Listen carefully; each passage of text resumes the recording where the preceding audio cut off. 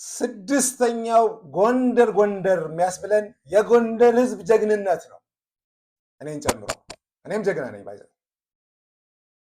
ይሄ ደግሞ እየሰማን ያደግነው ናሬቲቭ ነው ጀግኖችም ያደርጋል። ናሬቲቫችን ነው። ገና በልጅነታችን ነፍስ ስናቅ የምንሰማው የጀግንነት ወሬ ነው፣ የጀግንነት ታሪክ ነው። በተለይ ስለ አፄ ቴዎድሮስ ጀግንነት ሲወራ ይንጠናል። በቃ ጎንደር የሆነ ፈሪ መሆን፣ ጎንደር የሆነ ጀግና አለመሆን ያስጠላል።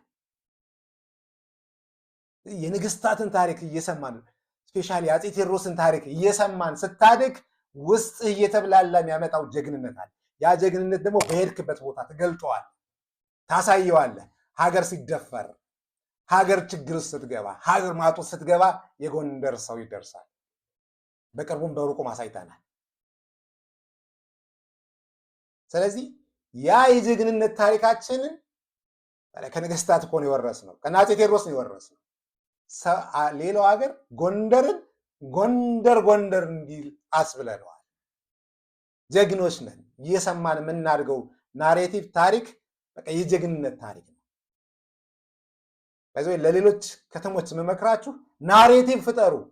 ጀግና ወጣት ጀግና ሰው ለማፍራት ከፈለጋችሁ ናሬቲቭ ያስፈልጋል።